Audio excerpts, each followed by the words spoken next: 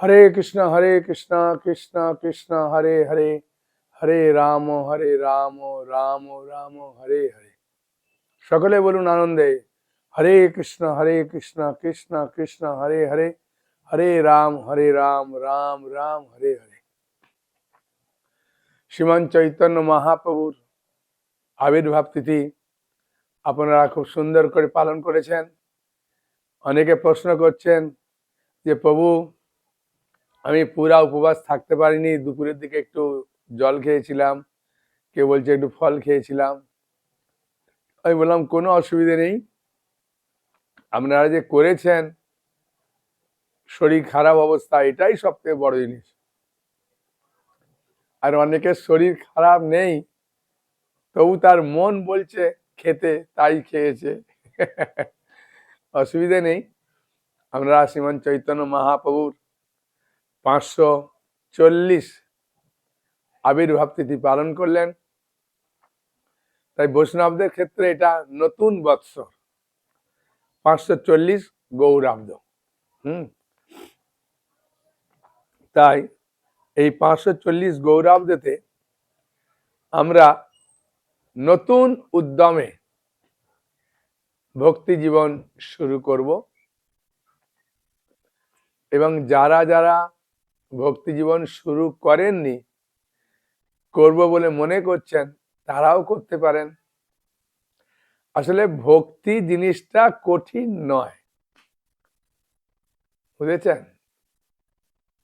ঘুম থেকে উঠে আপনি যদি গঙ্গা গঙ্গা বলে স্নান করবেন, যখনই স্নান করুন তখনই আপনার ভক্তি শুরু হয়ে গেল। এবার স্নান করার পরে আপনি তুলসী মহারানীকে একটু জল প্রদান করলেন, করে 3বার 4বার পরিক্রমা করলেন, ভক্তি শুরু হয়ে গেল। বা ভগবানকে একটা ধূপকাঠি ভালোভাবে 7বার ঘোরালেন, ভক্তি হয়ে গেল। ভগবানকে একটা প্রদীপ দিলেন, চরণে 4বার, নাভিতে 2বার, মুখমণ্ডলে 3বার, আর সমগ্র শরীরে 7বার, 16বার খালি ঘুরিয়ে দিলেন। একই মন্ত্র, কলিযুগের জন্য মন্ত্র অন্য কিছু নেই। হরে কৃষ্ণ কৃষ্ণ কৃষ্ণ হরে হরে, হরে রাম রাম রাম হরে হরে। এগুলো করতে কম মিনিট লাগবে বলুন? করে ঘড়ির কাঁটা ধরে দেখবেন, জোর 2 থেকে 2.5 মিনিট লাগবে, 3 মিনিটও লাগবে না। তাহলে তো আমার ভক্তি শুরু হয়ে গেল। আর যদি একাদশী করবেন, তাহলে তো আপনি ভক্তির একদম চূড়ান্ত পর্যায়ে পৌঁছে গেছেন।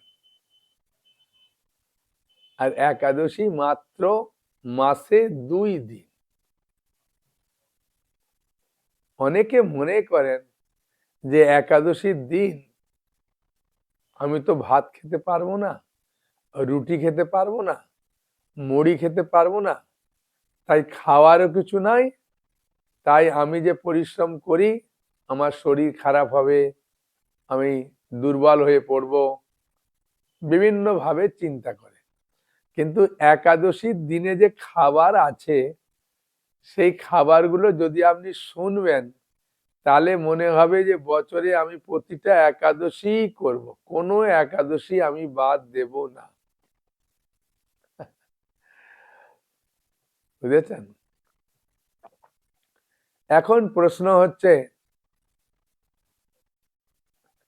যে আমি কিভাবে একাদশী করব, একাদশী করে আমার লাভ কি, একাদশী না করলে আমার লাভ কি, কি কিভাবে খেতে পারবো, কি মন্ত্র আছে, আমি তো খুব পরিশ্রম করি, আমি কি একাদশী আমার করার যোগ্য? কেউ কেউ প্রশ্ন করবেন, প্রভু আমার বাড়িতে শুধু আমি একা করি, আমি কি একাদশী করতে পারবো? কেউ প্রশ্ন করবেন, প্রভু আমি তো সধবা, স্বামী ছাড়া একাদশী কি করতে পারবো? কোনো ছেলে বা মেয়ে বলবে যে বাবা মা করে না, আমি কি করতে পারবো? সকলেই একাদশী করতে পারবে, সকল সম্প্রদায় একাদশী করতে পারবে। যে কোনো ব্যক্তি যে কোনো কারো কাছ থেকে দীক্ষা নিক না কেন, একাদশী করার নিয়ম শাস্ত্রে সকলের জন্য আছে। একাদশী করলে লাভটা কি হবে আপনাকে জানতে হবে। আর এই যে মহাপ্রভুর আবির্ভাব তিথির পর যে একাদশী, চৈত্র মাসের কৃষ্ণপক্ষের যে একাদশী, এই একাদশী থেকেই নতুন ভাবে শুরু হচ্ছে একাদশীর মাহাত্ম্য। কারণ এই একাদশীটার নাম পাপ মোচনী একাদশী। আপনি জীবনে যত পাপ করেছেন, যা কিছু করুন না কেন, সমস্ত পাপ বিনাশ হবে এই একাদশী করার ফলে। সেই জন্য এই একাদশীর নাম পাপ মোচনী একাদশী। তাই আমি অনুরোধ করব আপনাকে যে এই একাদশী থেকে আপনি শুরু করুন। যারা শুরু করেন তারা তো করবেনই, যারা শুরু করেননি বলে মনে করছেন তারাও করতে শুরু করুন। কারণ চৈতন্য মহাপ্রভুর আবির্ভাবের পর থেকে গৌরাব্দ শুরু হয়।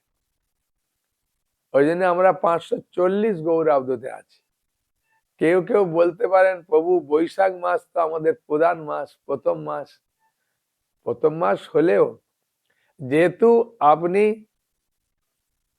বাঙালি, আপনি মহাপ্রভুর দেশের লোক, আপনি ভারত ভূমির লোক, তাহলে আপনাকে গৌরাঙ্গ মহাপ্রভুর আবির্ভাবের পর থেকেই একাদশী শুরু করার খুব সুন্দর সহজ সরল উপায়। আর আপনার হৃদয়ে যে পাপ আছে সমস্ত পাপ নষ্ট হয়ে যাবে, তাই না? এখন আমি পাপমোচনী একাদশী বলার আগে আমি দু একটি কথা বলবো। তবে অনেকে খালি জিজ্ঞাসা করে পাপমোচনী একাদশী কবে, পারণটা কবে। সেই জন্যে আমি আপনাদেরকে আগে পাপমোচনী একাদশী কবে পড়েছে, এবারে পড়েছে 15ই মার্চ রবিবার। কি বললাম? 15ই মার্চ রবিবার। এই পাপমোচনী একাদশী 30শে ফাল্গুন। পালন করবেন কবে? তার পরের দিন 16ই মার্চ সোমবার পালন করবেন 5:44 থেকে 9:43 মধ্যে পালন করবেন। বুঝেছেন? 5:44 থেকে 9:43 মধ্যে পালন করবেন। পালন মানে, হ্যাঁ, যারা আমার থেকে বই নিয়েছেন তাদেরকে তো আমি জগন্নাথের নির্মাল্য দিয়েছি। ওই নির্মাল্য একটা দানা খেলে, যেটা জগন্নাথে দেখবেন লাল প্যাকেটে পাওয়া যায়, ওটাকে জগন্নাথের শুকনো প্রসাদ থাকে, অন্ন প্রসাদ, ওটাকে নির্মাল্য বলে। ওইখান থেকে একটা দানা যে সময়ের মধ্যে আছে ওই সময়ের মধ্যে আপনাকে খেতে হবে। যেমন 5:44 থেকে 9:43 মধ্যে, আপনি 5:44 পরে 5:45 থেকে 9:43 মধ্যে আপনি খেতে পারবেন। 6টা, 7টা, 8টা, হ্যাঁ, যে কোনো সময় একটা দানা খেতে হবে। এখন আপনি যদি বলবেন প্রভু আমার কাছে নির্মাল্য নেই, তাহলে তো আমার থেকে বই নিতে হবে, তবে তো নির্মাল্য দেব। না না, এটা আমি আপনাদেরকে একটু আনন্দে ঠাট্টা করে বললাম। নির্মাল্য যদি না থাকে, আপনি চিড়া, হ্যাঁ, চিড়া পাওয়া যায়, চিড়াকে ধুয়ে ও একটু গুড় দিয়ে বা যেটা আপনার ভালো লাগে, কলা এ মেখে নিবেদন করে ভগবানকে নিবেদন করে খেতে পারেন।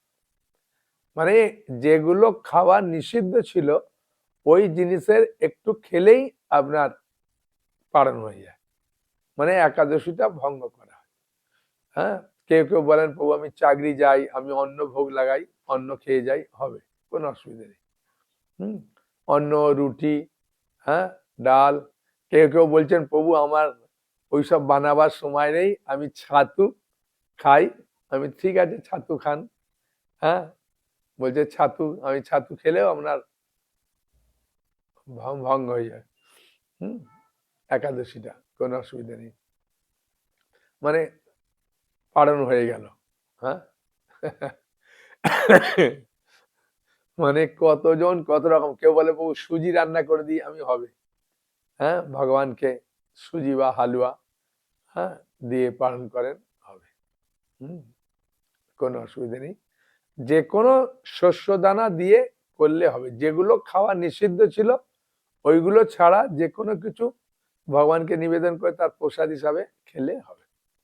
হুম, বুঝেছেন? আপনি যদি বলেন প্রভু আমি ভক্ত নেই, আমি তো কিছু পূজা টুজা করি না, তেমন নয়।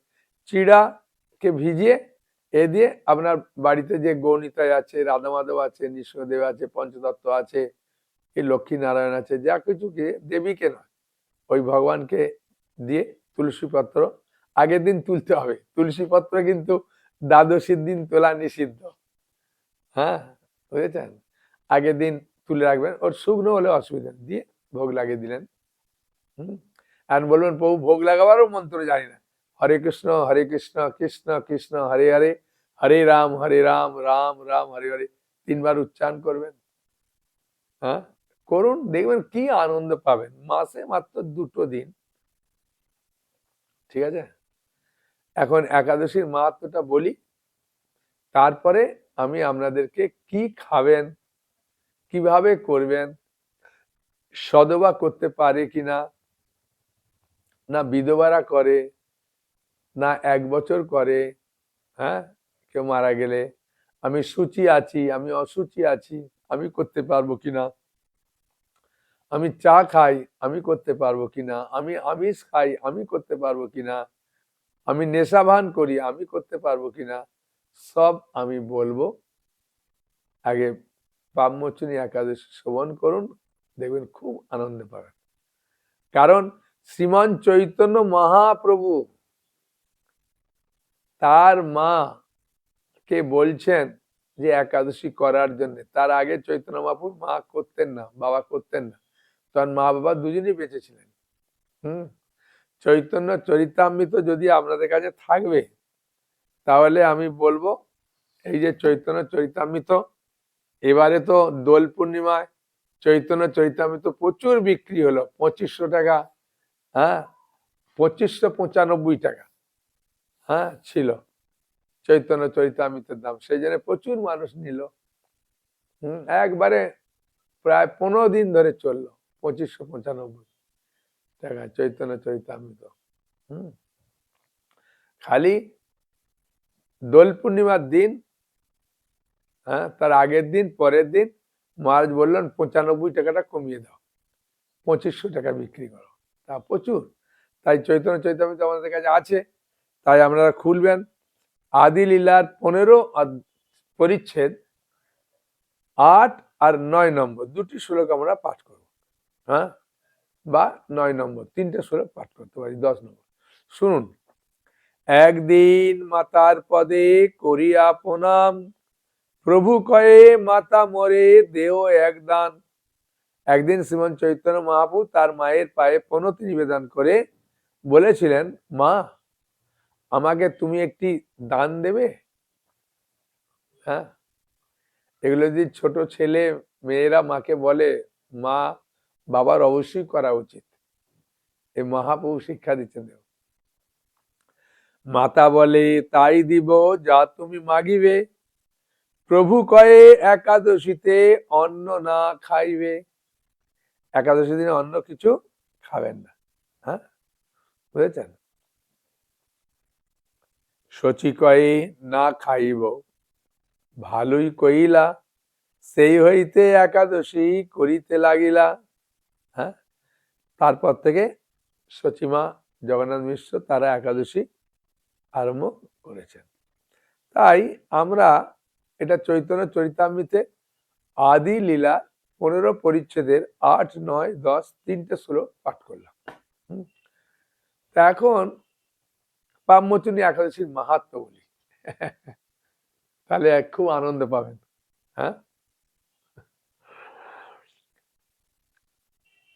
ভগবান শ্রীকৃষ্ণকে মহারাজ যুধিষ্ঠির জিজ্ঞাসা করছেন, যে চৈত্র মাসের কৃষ্ণপক্ষের যে একাদশী, তার নাম কি, তার মাহাত্ম্য কি? ভগবান শ্রীকৃষ্ণ বললেন, হে ধর্মরাজ যুধিষ্ঠির, আপনি ধর্ম বিষয়ক প্রশ্ন করেছেন। কেন? একাদশীটা ধর্ম, এটা বিধর্ম না। একাদশী করলে ভক্তি হয়। একাদশী তিথি ভক্তি জননী, যতনে পালন করি। একাদশী তিথি হচ্ছে ভক্তির জননী, মা। মানে প্রচুর মানুষ এই একাদশী থেকে ভক্তিপথ শুরু করে। হ্যাঁ, বুঝেছেন? মাসে 3টে দিন, এই 2টো দিন মাত্র। আপনি যে কোনো ভাবে করতে পারেন। হ্যাঁ, বুঝেছেন? কিভাবে করবেন সব বলবো, আপনি আগে শুনুন। মানে দশমীর দিন, একাদশীর দিন আর দ্বাদশীর দিন, 3টে দিন পালন করুন। আপনি বাড়িতে নিরামিষ খান, হ্যাঁ, তাহলে হয়ে গেল একাদশী। কি করবেন সব বলবো। আগে শুনুন শুনুন। ধর্ম বিষয়ক প্রশ্ন করেছেন, একাদশী সকল সুখের আধার, সিদ্ধি প্রদানকারী ও পরম মঙ্গলময়। বুঝেছেন? যদি পরিবারের সবাই করতে পারেন, কি যে আনন্দময়, মানে কল্পনার বাইরে। সমস্ত পাপ থেকে নিস্তার করে, মোচন করে বলে এই পবিত্র একাদশীর নাম পাপ মোচনী একাদশী। আপনার সমস্ত পাপ নষ্ট করে দেবে। বাবা, কি লাভ! হ্যাঁ, রাজা মান্দাতা একবার লোমস মুনিকে এই একাদশীর কথা জিজ্ঞাসা করে ছিলেন। তার বর্ণিত সেই বিচিত্র উপাখ্যানটি আপনার কাছে বলছি, আপনি মন দিয়ে শ্রবণ করুন। মানে ভগবান কৃষ্ণ মহারাজ যুধিষ্ঠিরকে বলছেন যে এইরকমই প্রশ্ন রাজা মান্দাতা লোমস মুনিকে করেছিলেন। আর লোমস মুনি রাজা মান্দাতাকে যা বলেছিলেন, আমি সেটাই আপনাকে বলছি, আর সেটাই আমি আপনাদের সামনে পাঠ করে করে শোনাচ্ছি। ঠিক আছে, শুনুন। হ্যাঁ, ভালো লাগবে, মন দিয়ে শুনুন। প্রাচীনকালে অতি মনোহর চৈত্ররথ পুষ্প উদ্যানে মুনিগণ বহু বছর তপস্যা করতেন।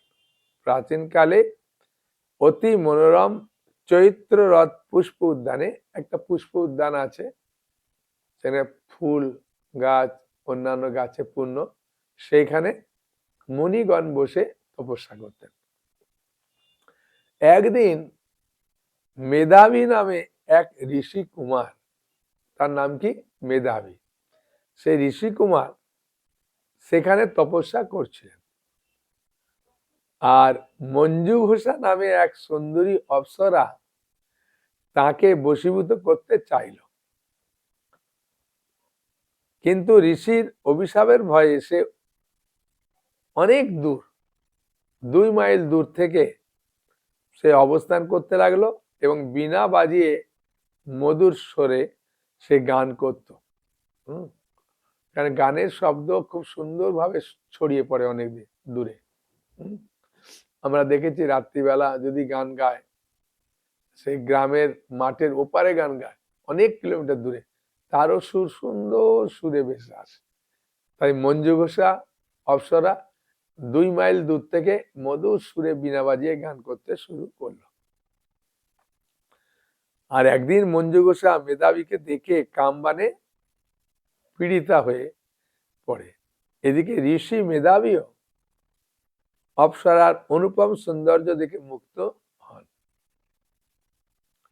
তখন সেই অপ্সরা মুনিকে নানা আভাব ও কটাক্ষ দ্বারা বশীভূত করতে চাইলেন। কাম পরবশত মুনি সাধন ভজন সব বিসর্জন দিয়ে আর ওই মঞ্জু ঘোষার সঙ্গে মানে দিন যাপন করতে লাগলেন। সোজা কথা। কামক্রীড়ায় মণি বহু বছর অতিক্রম করল। মুনিকে আচার ভ্রষ্ট দেখে সেই অপ্সরা দেবলোকে ফিরে যেতে মনস্থ করল। একদিন মঞ্জু ঘোষা মেধাবী মুনিকে বলল, হে প্রভু, এখন আমার নিজ গৃহে ফিরে যাওয়ার অনুমতি দিন। হ্যাঁ, স্বর্গ থেকে এসেছিল, স্বর্গে ফিরে যেতে চায়। কিন্তু মেধাবী ঋষি বললেন, হে সুন্দরী, তুমি তো এখন সন্ধ্যাকালে আমার কাছে এসেছো, প্রাতকাল পর্যন্ত আমার কাছে থাকো। মুনির কথা শুনে অভিশাপ ভয়ে সেই অপ্সরা আরো কয়েক বছর তার সাথে বাস করতে লাগলো। এইভাবে 55 বছর 9 মাস 7 দিন কেটে গেল। এই দীর্ঘকাল অপ্সরার সহবাসে থাকলেও মেধাবীর কাছে তা অর্ধরাত্রি বলে মনে হলো। মঞ্জু ঘোষা পুনরায় নিজ স্থানে গমনের জন্য প্রার্থনা জানালেন। মুনি বললেন, এখন প্রাতকাল, যতক্ষণ পর্যন্ত আমি সন্ধ্যা বন্দনা না সমাপ্ত করছি ততক্ষণ পর্যন্ত তুমি থাকো আমার সঙ্গে। মুনির কথা শুনে ঈষৎ হেসে মঞ্জু ঘোষা তাকে বলল, এ মুনিবর, আমার সহবাসে আপনার যে কত বছর অতিবাহিত হয়েছে তা একবার বিচার করে দেখুন। এই কথা শুনে মুনি স্থির করে চিন্তা করে দেখলেন যে তার 56 বছর অতিবাহিত হয়েছে।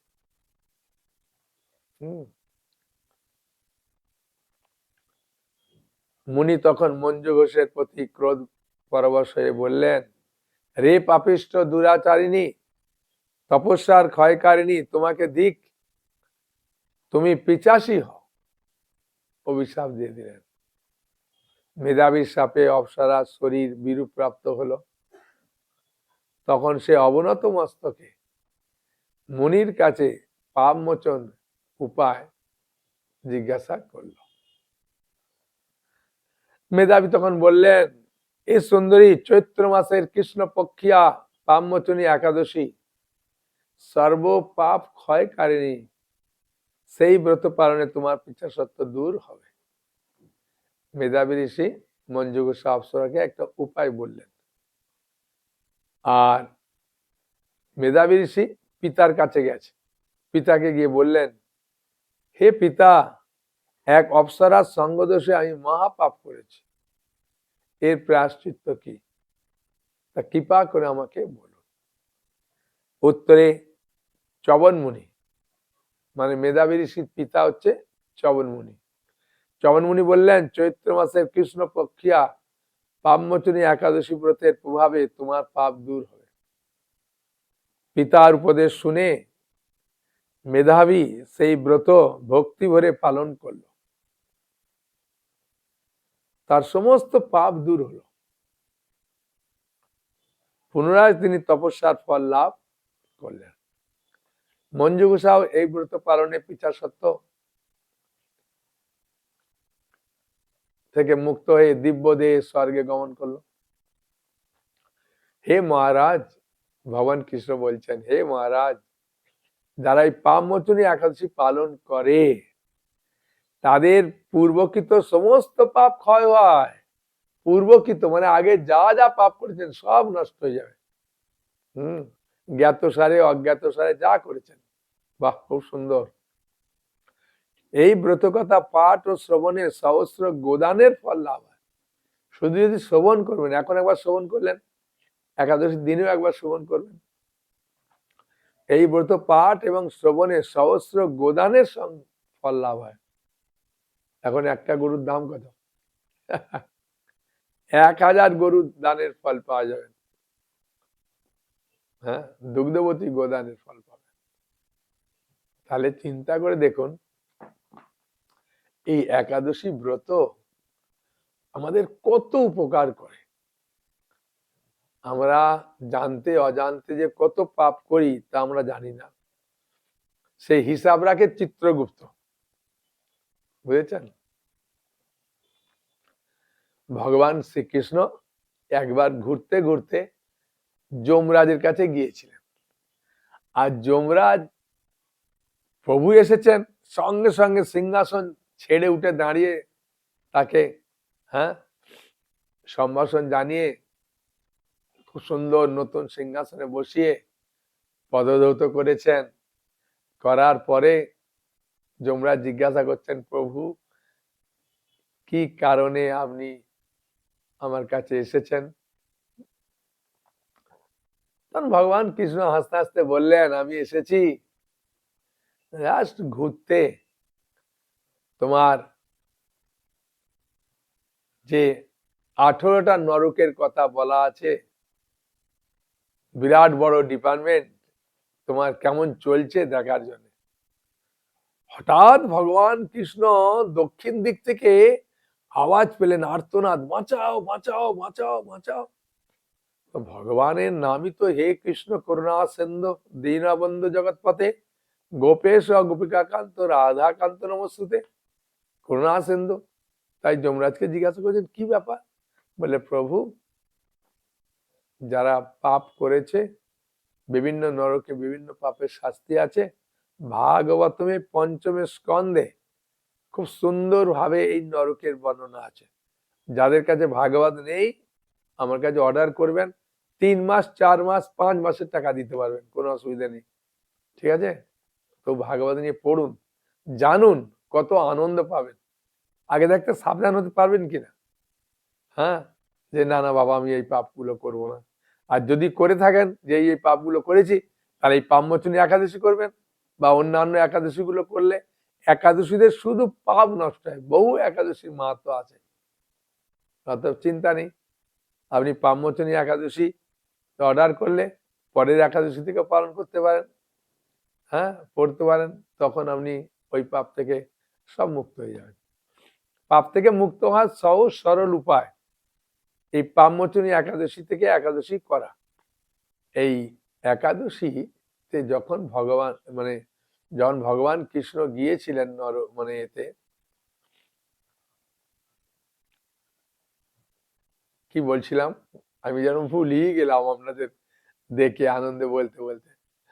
ভগবান কৃষ্ণ যখন যমলোকে গেলেন, যমরাজ তাকে আপ্যায়ন করে বসালেন, তার দক্ষিণ দিক থেকে আওয়াজ পেলেন।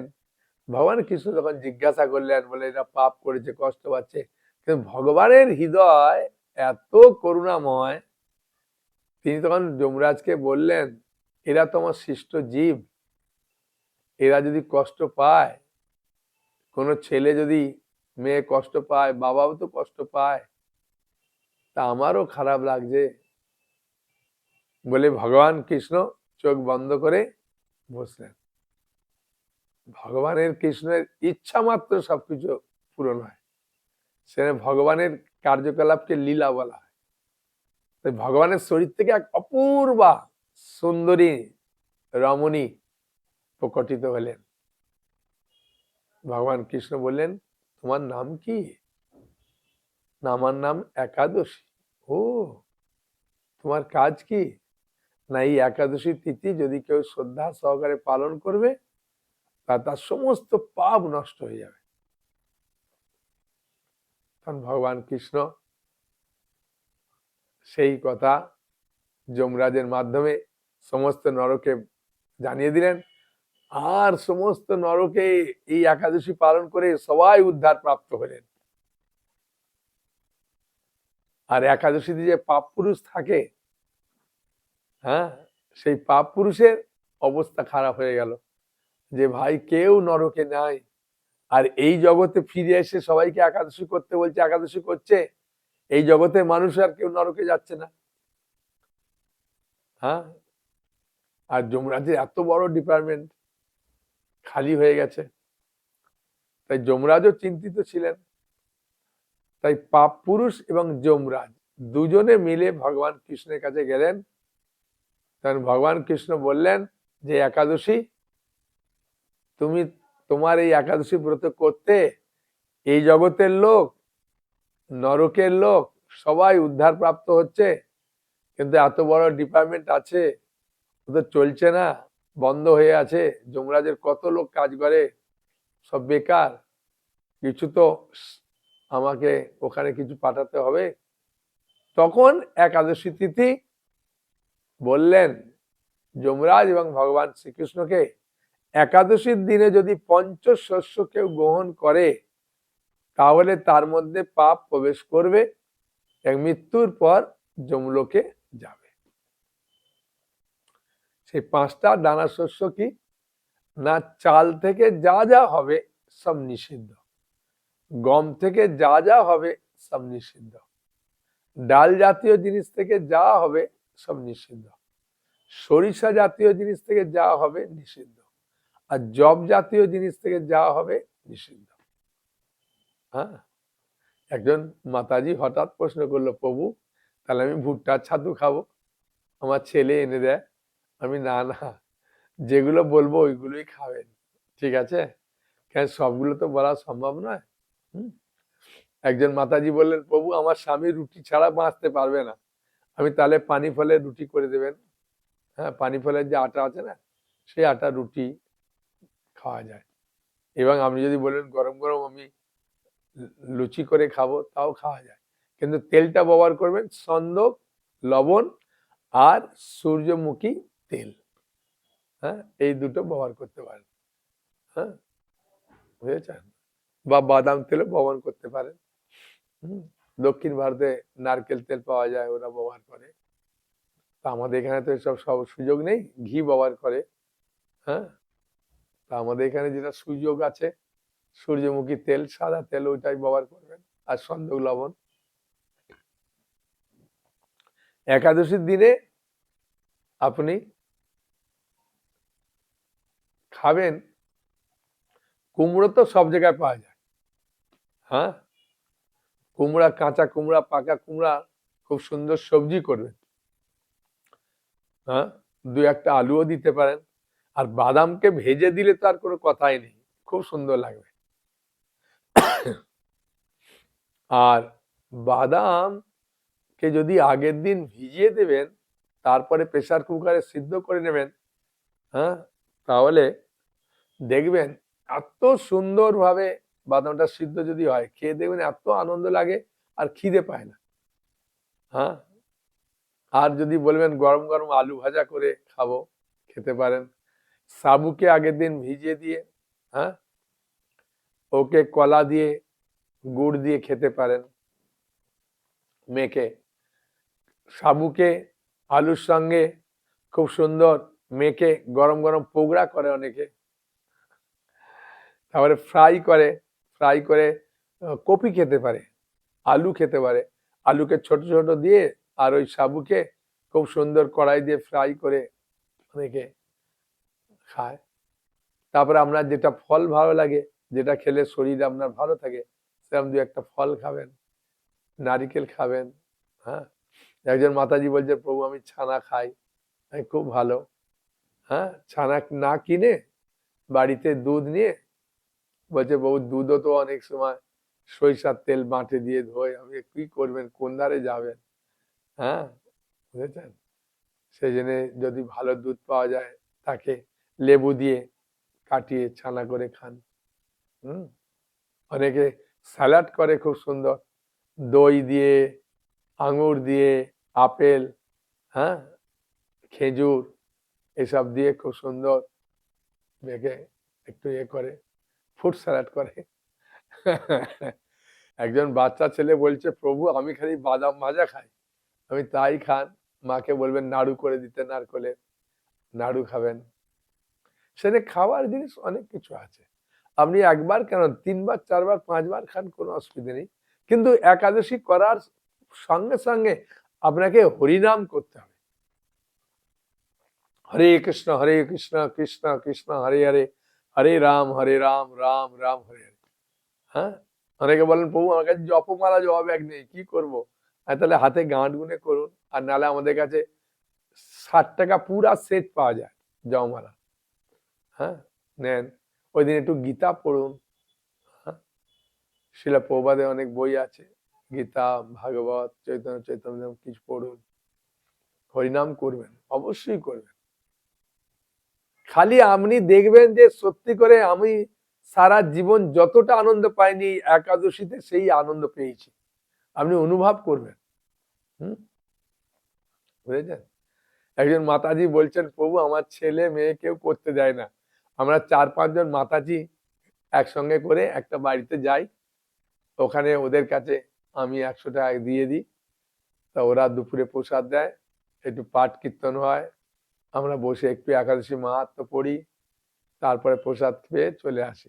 একাদশীতে যতটা কম খাবেন ততটা ভালো, কিন্তু যারা পরিশ্রম করেন তারা একাদশীতে খান। হ্যাঁ, কোনো অসুবিধা নেই। জল একটু বেশি খাবেন, জল টান কম পড়ে, লেবু দিয়ে, পাতি লেবু দিয়ে শরবত করতে পারেন, সন্দেহ লবণ দিয়ে খেতে পারেন। ওই জন্য একাদশীতে অনেক কিছু খাবার আছে, কোনো অসুবিধে নেই। হুম, ঠিক আছে। তাহলে একাদশী সবাই করছেন, আপনাদের কাজ সকলকে বলা, সকলকে ভিডিওটা শেয়ার করা, যাতে একাদশী সকলে করে, তার সঙ্গে সঙ্গে আপনিও বিশেষ কৃপা পাবেন। হ্যাঁ, বুঝেছেন? তাই আমি আপনাদেরকে বলবো এই একাদশী করার জন্য উৎসাহ দেন। হ্যাঁ, বুঝেছেন? সত্যি করে বলছি, উৎসাহ দিলে কি লাভ হবে, শ্রীলা ভক্তিবিনোদ ঠাকুর একটা গানে বলছেন, কি বলছেন শুনুন। ভক্তিবিনোদ ঠাকুর বলছেন, দস্তুরি লইব আমি। দস্তুরি মানে হচ্ছে সুদ, মানে ভক্তিপথে কাউকে যদি আগিয়ে দেবেন, তাহলে আপনি ভগবানের একটা বিশেষ কৃপা লাভ করবেন, বিশেষ বিশেষ কৃপা। হ্যাঁ, সেই জন্যে আপনাদের কাছাকাছি আত্মীয় স্বজন যারা আছে সকলকে বলুন একাদশী করুন। হ্যাঁ, ভগবান শ্রীকৃষ্ণ শুধু নয়, সমস্ত বৈষ্ণবগণ খুশি হবেন, মহাজনগণ খুশি হবেন। হ্যাঁ, সেই জন্যে আমি অনুরোধ করব সকলকে আনন্দ দেওয়ার জন্য আপনি একাদশী করার জন্য সকলকে উৎসাহ দেন। হুম, বুঝেছেন? হরে কৃষ্ণ। কাকে যদি করতে সত্যি করে উৎসাহ দেবেন, তাহলে আপনি শ্রীমান মহাপ্রভুর অত্যন্ত প্রিয় হবেন, ভগবান কৃষ্ণের অত্যন্ত প্রিয় হবেন, আপনিও খুশি হবেন, আপনিও ভক্তিপথে ক্রমান্বয়ে অগ্রসর হবেন। ঠিক আছে? আর কোনো প্রশ্ন আছে? বলুন। ও, হরে কৃষ্ণ। উনি বলছেন যে একাদশীতে আমি তো ওষুধ খাই, তাই জন্য আমার পক্ষে করা খুব অসুবিধে হয়। কোনো অসুবিধে নেই, একাদশীর দিনে আপনি একাদশী প্রসাদ খেয়ে অবশ্যই ওষুধ খাবেন, ওষুধ বন্ধ করবেন না। ঠিক আছে? একাদশীতে আপনি ওষুধ খেয়ে করুন। হ্যাঁ, ঠিক আছে। হ্যাঁ, বলুন। হ্যাঁ, আপনি যেটা বলছেন ওটা আগে শ্যামা, যে গাছের যে বীজ পাওয়া যায় ওটাকে শ্যামা চাল বলে, ওটা খাওয়া যেত, তো ওতে অনেক কিছু মিশাল দেয় বলে এখন বন্ধ করে দিয়েছে, ওটা না খেলে ভালো। হ্যাঁ, যেগুলো খেতে বলছি ওগুলো খান। হ্যাঁ, বুঝেছেন? হ্যাঁ, কাঁচা কলাকে ভাজা করে খান, কুমড়াকে ভাজা করে খান। হ্যাঁ, বুঝেছেন? পেঁপের পায়েস করুন। হ্যাঁ, করুন। আর কিছু প্রশ্ন? বলুন। ও, একাদশী কখন থেকে শুরু হয়? একাদশী সূর্য উদয়ের 1 ঘন্টা 36 মিনিট আগে থাকতে শুরু হয়, বুঝেছেন? হুম, সেই জন্য আপনি মনে করলে 4টে এরকম সময় জল খেতে পারবেন, অসুবিধে নেই, পেট ভরে জল খেয়ে নেন। হ্যাঁ, অনেকে মনে করে যে আমি উপবাস থাকবো, তা আমি বলি উপবাস থাকার দরকার নেই, গৃহস্থ মানুষ কিছু খাবেন, আর কাজ করতে করতে অনেক মায়েদের বলে যে বউ 12টা তো বেজেই যায়, তাহলে 12টার পরেই সঙ্গে সঙ্গে খাবেন। হ্যাঁ, জোর 12টা পর্যন্ত উপবাস থাকবেন, তারপর না। ঠিক আছে, বলুন। ঠিক আছে। উনার প্রশ্ন হচ্ছে যে স্বামী ছেলে মেয়ে কেউ করে না, আমি একা করি। অনেক সময় স্বামীকে একটু মিথ্যা কথা বলতে হয়, হ্যাঁ, যে আমার খিদে পেয়েছিল খেয়ে নিয়েছি বলে তারপর আমি একাদশী প্রসাদ খাই, কোনো অসুবিধা নেই, ও মিথ্যাতে পাপ নেই। আর একাও করতে পারেন, কোনো অসুবিধা নেই। যে কেউ কিছু বলুক যে বাড়িতে অশান্তি হবে, এ হবে, সব সব মিথ্যা কথা, শাস্ত্রে কোথাও লেখা নেই। ওকে বলবেন কোথাও লেখা আছে দেখান। আমি যে একাদশীর মাহাত্ম্য বললাম, এটা পদ্ম পুরাণের ক্রিয়াসাগর নামক অংশে 14 অধ্যায়ে আছে। ব্যাসদেব মুনি কে জৈমিনী ঋষি প্রশ্ন করছেন, হ্যাঁ, যে একাদশী কেন করব, কি কারণ, তার মাহাত্ম্য কি, করে কি লাভ হবে, সেই উত্তর স্বয়ং ব্যাসদেব দিচ্ছেন জৈমিনীকে পদ্মপুরাণে ক্রিয়াসাগর নামক অংশের 14 অধ্যায়। ঠিক আছে, বলুন।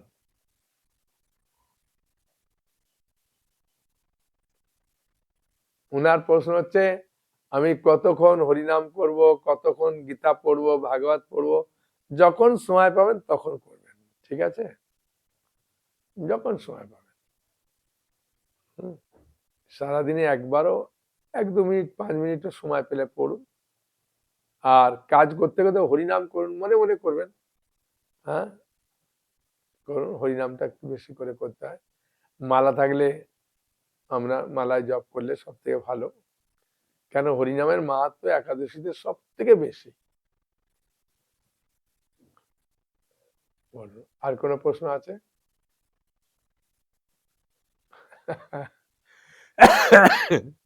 আর ওনার কথা শুনে আমার খুব হাসি পেয়ে গেল। উনি বলছেন প্রভু আমাকে একটু চা খেতে অনুমতি দেন, তাহলে আমি একাদশী করতে পারবো। একাদশীতে চাটা না খেলে সব থেকে ভালো। আপনি মনে করলে গরম দুধ খান, বা আদা, একটু লবঙ্গ, তেজপাতা, তেজপাতা খাওয়া যায়, হ্যাঁ, বা অনেকে বলে না লেবু চা করে, ওইখানে করতে পারেন, হ্যাঁ, একটু মিষ্টি দিয়ে। সেই জন্য গাছের পাতা যে চা, ওটা খাওয়া যাবে না। হ্যাঁ, আর আপনি যদি মনে করেন, অনেক মায়েরা আছে, হ্যাঁ, ওই দুধকে গরম করে একটু গুড় দিয়ে একটু চায়ের মতো খেতে শুরু করলো, হ্যাঁ, ওর মনের এটা হচ্ছে মন, মন চায়, হ্যাঁ, শরীর চায় না, মন চায়, তখন এ করলো আর কি। ঠিক আছে, বলুন। হ্যাঁ, উনি বলছেন সংকল্পটা কি? সংকল্পটা হচ্ছে দশমীর দিনে আপনি রাত্রিবেলা ভগবানের কাছে বললেন, হ্যাঁ, যদি মনে থাকে, হ্যাঁ, যা আমরা সংকল্প, আমি আমি নিজেও করি না, হ্যাঁ, সংকল্প মানে আপনি বললেন যে প্রভু আমি কালকে, আগামীকাল একাদশী আছে, আমি এত পর্যন্ত উপবাস থাকবো, এইভাবে করব, হরিনাম করব, হ্যাঁ, আপনি কৃপা করুন যাতে ভালোভাবে একাদশী করতে পারি, একাদশী দিনে আমি যাতে খুব রেগে না যাই, খুব অসৎ কাজ না করি, হ্যাঁ, অসৎ পথে না চলি, উনি কৃপা করুন বলে ভগবানের কাছে প্রার্থনা করা, এটাই সংকল্প। ঠিক আছে, যে অনেক মন্ত্র টন্ত্র বলে সংকল্প করতে হবে এমন না। হ্যাঁ, বলুন, কি প্রশ্ন বললেন? যে একাদশী দিন যদি আপনি বলছেন যে যদি কোনো কারণবশত কিছু খেয়ে নিলাম, মুড়ি বা বিস্কুট বা কিছু একটু খেয়ে নিলাম, বা চা খেয়ে নিয়েছি বিস্কুট দিয়ে, তা ওই দিন একাদশী করা যাবে না? ওই দিন পরের দিন করতে হবে। একাদশী করতে করতেও যদি কোনো, মনে করুন একজন ব্যক্তি চাল কিনতে গেছে, ওই চালটা মানে শক্ত না নরম কিরকম, গালে দিয়ে দেখছে আর দিয়ে খেয়ে নিয়েছে, তোর একাদশীটা ভঙ্গ হয়ে গেছে, তারপরের দিন করেছে। একাদশী যদি মানে ভুল কারণ কারণ কোনো কারণে না করতে পারেন, তারপরের দিন করলে একই ফল। পারণটা খালি করবেন, তারপরে সূর্য উদয় হলে ভগবানকে ধূপ দ্বীপ দিয়ে পালন করবেন, কোনো অসুবিধা নেই। বলুন আপনার প্রশ্ন। ও, একাদশী দিন কিভাবে পালন করবেন? ও, আপনি যেটা নেবেন সেটা ভগবানের কাছে প্রার্থনা করবেন, যে মন্ত্র বলে করতে হবে এমন নয়, যে ভগবান আমি গতকাল তো একাদশী করেছিলাম, সেই একাদশী ঠিক মতো করেছি কি করিনি আমি জানি না, শুধু আমি পালন করেছি, তা আপনি কৃপা করুন যাতে আমি ভালো করে একাদশী পালন করতে পারি, আপনার চরণ কমলে আমার যাতে ভক্তি হয়, আমি যাতে আরো ভালো ভক্ত হতে পারি, আরো সুন্দরভাবে একাদশী করতে পারি, অন্যজনকে করাতে পারি, আপনি কৃপা করুন। হ্যাঁ, বলে ভগবানকে প্রণাম করে ওটা খেতে পারে। হুম, সবকিছু সহজ সরল ভাবে আমরা করলেই ভগবানও খুশি হয়ে যায়। হরে কৃষ্ণ মন্ত্র করবেন। হ্যাঁ, কলিযুগের আরাধনার একমাত্র মন্ত্র হচ্ছে হরিনাম। হরে, কলিযুগের যুগধর্ম হরিনাম সংকীর্তন। সেটা হরে কৃষ্ণ মন্ত্র করতে করতে করতে পারেন, কোনো অসুবিধা নেই। ঠিক আছে, ঠিক আছে। হরে কৃষ্ণ কৃষ্ণ কৃষ্ণ হরে হরে, হরে রাম রাম রাম হরে হরে। এখানে রইল অমৃত লাউরি, বদনে বলুন হরি হরি। জয় একাদশী মাহাত্ম কি জয়, সমবেত গৌর ভক্তবৃন্দ কি জয়, নিতাই গৌর প্রেমানন্দে হরি হরি বল।